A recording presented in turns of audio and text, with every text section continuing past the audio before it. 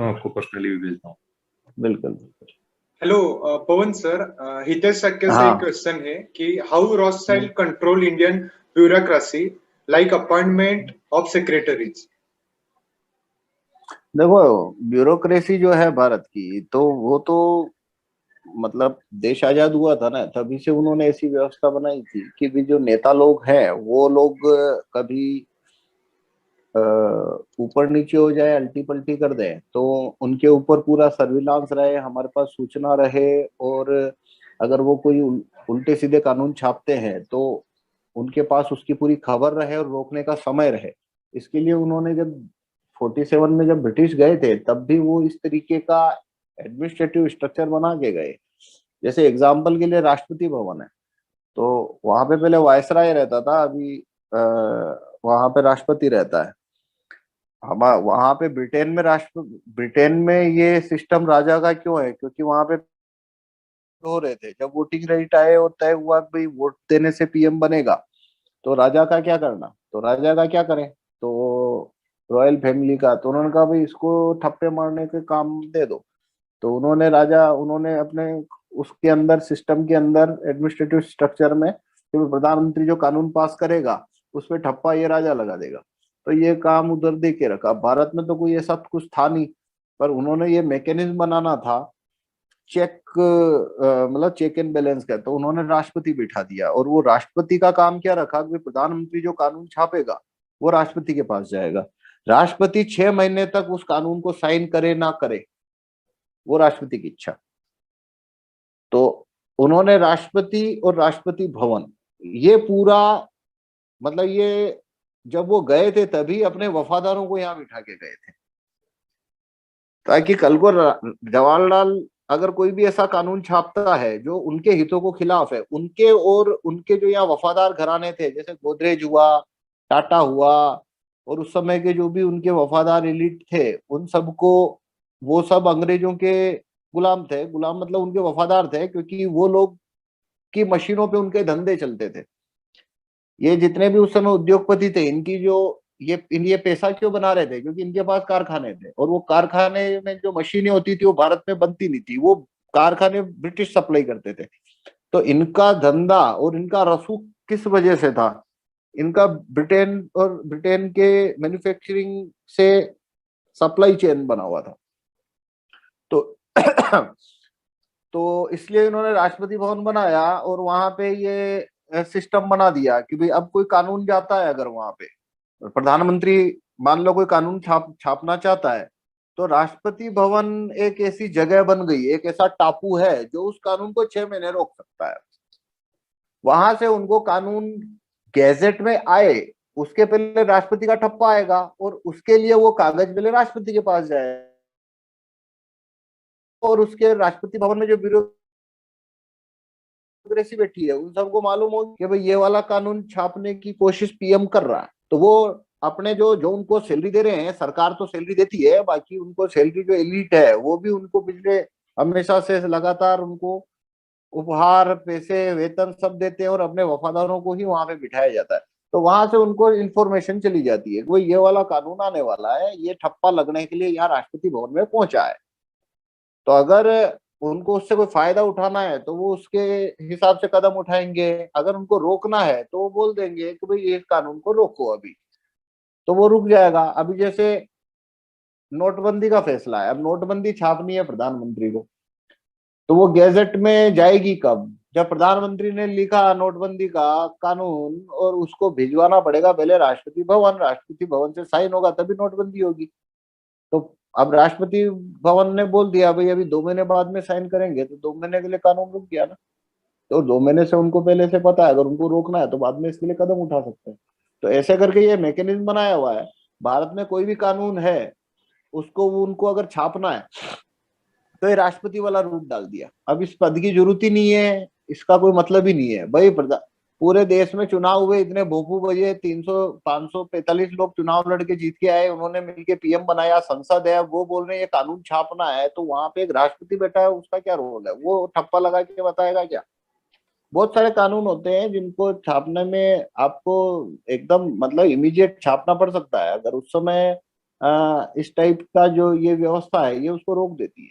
For example मैं बताता हूँ कि इंदिरा गांधी जी को जब रोथशाइल्ड के बैंक टेक ओवर करने थे यहाँ पे 71 के अंदर, तो वो क्यों नहीं कर पा रही थी? क्योंकि राष्ट्रपति जो होता है वो उन्हीं का आदमी होता है और उसका पूरा स्टाफ भी उसी का आदमी होता है। तो उन्होंने फिर अपना उम्मीदवार राष्ट्रपति के लिए खड़ा किया। कांग्रेस के सारे सारे नेता इंदिरा जी के खिलाफ हो गए क्योंकि वो सभी ये बैंकों को टेक ओवर करने के इंदिरा जी के फैसले के खिलाफ थे। तो उन्होंने पहले अपना राष्ट्रपति का उम्मीदवार उतारा इंदिरा जी ने, और बाद में वो इंदिरा जी ने उसको जिताया, और उससे रात को 11:30 बजे बैंकों के नेशनलाइजेशन के ऊपर उन्होंने साइन करवाए, और 12 साढ़े 12 उसने इस्तीफा दे दिया राष्ट्रपति ने। तो ऐसे करके ये राष्ट्रीयकरण रात को 12 बजे इंदिरा जी ने किया। अब राष्ट्रपति जो है वो अगर उनका आदमी है तो प्रधानमंत्री बोलेगा भाई बैंकों का राष्ट्रीयकरण करना है, तो वो होना ही नहीं वाला है, क्योंकि वो पहले ही जाके उनको सूचित वो इंफॉर्मेशन देगा और वो कानून को रोक के बैठ जाएगा कि भाई ये तुम्हारे बैंक को टेक ओवर कर रही है इंदिरा गांधी। तो बस खत्म, वो उसको इंतजाम करेंगे कुछ ना कुछ रोकने का। वो सांसदों को पैसा देंगे या धमकाएंगे कि भाई इंदिरा जी को हटाओ। तो ऐसे करके इंदिरा जी को 2 बार हटाया क्यों गया था? क्योंकि वो इसका बैंक का धंधा पूरा उन्होंने खत्म कर दिया था इंदिरा गांधी ने। तो इसी तरीके से जज हैं जितने, तो सुप्रीम कोर्ट, हाई कोर्ट जज और सब उनके 47 से वफादार हैं। जब तक उनकी वफादारी नहीं है वो बंदा जज ही नहीं बनता। हाई कोर्ट सुप्रीम कोर्ट में जाना ही नहीं है बंदे ने। और इंदिरा जी को गिराने के लिए उन्होंने जज का भी इस्तेमाल किया। जगमोहन लाल सिन्हा हाई कोर्ट का, इलाहाबाद का चीफ जस्टिस था, उसने इंदिरा जी जो इलेक्शन जीत के गई थी, प्रधानमंत्री थी, तो इनको उन्होंने बोला भाई तुमने इसमें धांधली करी है, इलेक्शन के अंदर सरकारी मशीनरी का इस्तेमाल किया और उनको चुनाव लड़ने पर प्रतिबंध लगा दिया, प्रधानमंत्री पद से उनको हटाने की नौबत डाल दी। तो उनको फिर हाई कोर्ट सुप्रीम कोर्ट जज भी बंद करो, उनके भी ताले लगवाने पड़े वहां पे। चुनाव आयोग है ये उनका पूरा एकदम नंबर 1 वफादार संस्था है उनकी, चुनाव ये जो इलेक्शन कमिश्नर होता है। तो चुनाव आयुक्त की नियुक्ति भी ये इसको भी वही पालते हैं। तो प्रधानमंत्री को फंसा के रखने के लिए ये 3-4 संस्थाएं हैं जिनपे उनका पूरा बराबर ऐसा तगड़ा नियंत्रण है। आज से नहीं है, 47 से ही है। एक सुप्रीम कोर्ट जज, एक केचुआ केंद्रीय चुनाव आयोग, सुप्रीम कोर्ट के जज, चुनाव आयोग, राष्ट्रपति भवन, ये तीनों तरफ से पीएम को पैक करके रखा हुआ है। और इनको इतनी पावर है कि ये पीएम को उड़ा सकते हैं। जैसे चुनाव आयोग है वो चाहे तो भी वोटिंग में धांधली हुई बोल के सुप्रीम कोर्ट में जाएगा और सुप्रीम कोर्ट बोल देगा भाई तुमने वोटिंग में धांधली करी है, तुम्हारा चुनाव निरस्त, तो खत्म हो गया पीएम। दूसरा ये आपके राष्ट्रपति भवन, उसको पावर है कोई भी कानून आया वो उसको रोक लेगा, 4-6 महीने टाइम पास करेगा, तब तक वो उसको पीएम को ठिकाने लगाने का इंतजाम बना लेंगे। तो आप इंदिरा गांधी का थोड़ा स्टडी करो 68 से और उनका 84 तक का, आपको ये पूरी ये जो पूरा झंझावात है इसको उन्होंने कैसे संभाला, कैसे करके उन्होंने इन सब से उन्होंने लड़ाई लड़ी और कैसे इस मशीनरी को कंट्रोल में लिया और उससे क्या क्या उनको करना पड़ा और उसी क्रम में इमरजेंसी क्यों डालनी पड़ी, वो सब आपको मिल जाएगा उसमें। काफी पवन जी, लंबी कथा है। हाँ, ये प्रधानमंत्री का मुख्य सलाहकार जो था उसकी अपॉइंटिंग के बारे में कुछ बताएंगे? नृपेंद्र मिश्रा। हाँ, उसके बारे में बताइए कि कैसे वो हाँ, कंट्रोल जैसे एक यहाँ जैसे ये एग्जाम्पल है वाली बात है कि जैसे उनका नियंत्रण कैसे वो बनाते हैं। देखो नरेंद्र मोदी जो है वो 14 मई को इलेक्शन 2014 के अंदर, मई के अंदर जब वो इलेक्शन जीत के आए, उनको ओथ लेनी थी कुछ 28 तारीख को, शायद 27-28 तारीख को उनको ओथ लेनी थी, तो वो प्रधानमंत्री बनने वाले थे और ये तय हो गया था कि भाई प्रधानमंत्री नरेंद्र मोदी बनेंगे। तो उन्होंने ओथ लेने के साथ ही पहला कानून क्या छापा, फर्स्ट कानून ही उन्होंने क्या छापा, वो नृपेंद्र मिश्रा बोल के आदमी है उसको उन्होंने मुख्य सचिव बनाया, अपना प्रधान सचिव। अब ये जो नृपेंद्र मिश्रा है इसने कभी मोदी साहब के साथ काम नहीं किया, न उसका नृपेंद्र मिश्रा का कभी मोदी साहब से कोई लेना देना रहा था। मतलब कोई ऐसा नहीं है कि वो उनका फेवरेट आदमी है या उनके साथ जुड़ा हुआ रहा है। ये करता था विश्व बैंक में नौकरी, 88-86 की बात होगी, ये करता था नौकरी, बाद में ये हो गया रिटायर। वाजपेयी सरकार के दौरान पे इसको सिस्टम मतलब इसको घुसाया था अमेरिकन धनिकों ने, मतलब IMF और विश्व बैंक के उन्होंने अप्रोच लगा के इसको घुसाया था। तो ये बीएसएनएल में रहा हुआ था, बाद में रिटायर हो गया। अब कानून क्या था कि रिटायर हुए 10 साल निकल गए, ऐसा कोई व्यक्ति नौकरशाह है जो रिटायर हुए 10 साल निकल गए तो वो प्रधान सचिव नहीं हो सकता, या इस टाइप से कुछ कोई ऐसा क्लोज था कि नृपेंद्र मिश्र जो है वो पीएम का प्रिंसिपल सेक्रेटरी बन ही नहीं सकता था। तो इन्होंने नरेंद्र मोदी ने 2014 में जब मई में ओथ ली तो पहला कानून उन्होंने क्या छापा, उन्होंने ये कानून को बदलने के लिए ऑर्डिनेंस लगाया, यानी कि अध्यादेश लगाया।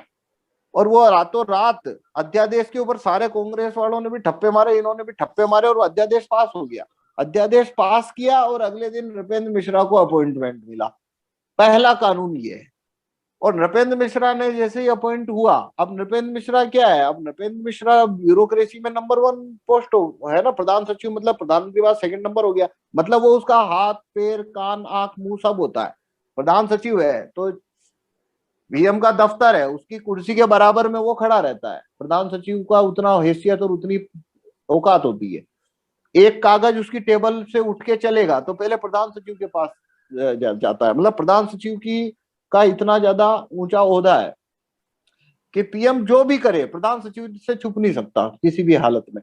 तो उन्होंने ये, अब नरेंद्र मोदी जब पीएम बना तो आने के साथ ही जैसे ही शपथ ली मिनट से पहले इसके वहां पे आदमी फिट कर दिया इन्होंने कि भाई ये नृपेंद्र मिश्र को तेरे बगल में खड़ा कर, ये बोलेगा वो कानून छाप। और तीसरे दिन मोदी साहब ने, आप देखना, नरेंद्र मोदी साहब ने पीएम बनने के हफ्ते भर के अंदर, मतलब अगले दिन तो पहला कानून बनाया, नृपेंद्र मिश्रा को अपना प्रिंसिपल सेक्रेटरी बनाया। मैं बोलूंगा बनाना पड़ा उसको, उनको बोला होगा भाई ये इसको पहले तो बनाओगे तो तुमको पीएम बनने देंगे, ताकि तू जोश जोश में कुछ उल जुलूल काम ना कर दे। भाई कोई नेता है, खेल जाए जान पे खेल जाए, रोकोगे कैसे?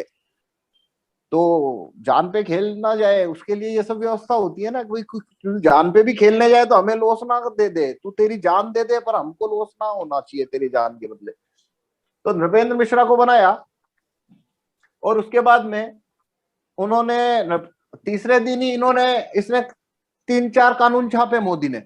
पहला कानून, उसमें एफडीआई बढ़ाई, डिफेंस में एफडीआई बढ़ाई, 25 को 49 कर दिया। इसमें एफडीआई मतलब कुछ 4-5 क्षेत्रों में उन्होंने एफडीआई सब जगह इंक्रीज कर दी। तो अब कानून की ड्राफ्टिंग क्या करना, उसके ऊपर वो कैसे स्क्रूटनाइज करते हैं।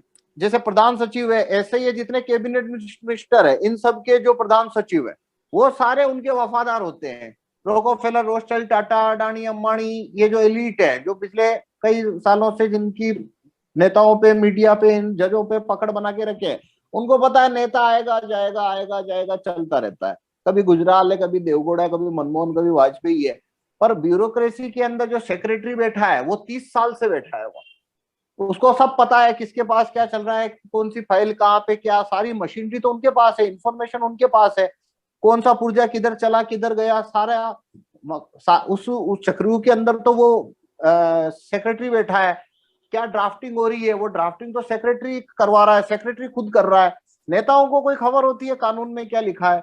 अभी जीएसटी कानून आया, एक भी सांसद ने खोल के भी नहीं देखा होगा कितनी धाराएं हैं, मतलब लिटरली एक ने भी नहीं देखा होगा, उनको पता ही नहीं होगा। किसी भी सांसद या मंत्री के सामने आप रख दो अगर जीएसटी, तो भाई कितने पेज कितनी धारा, उसको होश ही नहीं पड़ेगा कि भाई मुझे क्या पता है।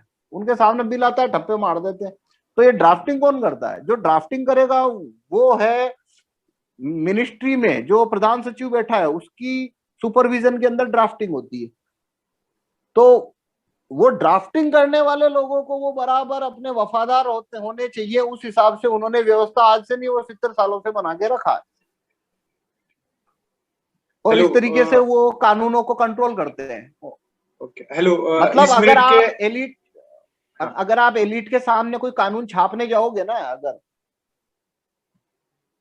अगर आप कोई ऐसा कानून छाप रहे हो जो टाटा की माइनिंग लीज खत्म करनी या उसका 1500 रुपया करना, ये कानून अगर पीएम गेजेट में छापने जाए तो मतलब है कि उसकी हालत खराब हो जाएगी। कैसे हो जाएगी कि वो ये कानून लिखेगा तो पहले नृपेंद्र मिश्रा खड़ा है उसके वहीं पे, वो उसको जानकारी होगी, उसके पूरे स्टाफ को जानकारी होगी, वो गेजेट में छपने के लिए इसकी ड्राफ्टिंग जाएगी, वहां पे जानकारी होगी, उसके बाद में राष्ट्रपति भवन जाएगा, वहां पे जानकारी होगी। मतलब है कि इतना समय में तो टाटा उसको रोक ही देने वाला है।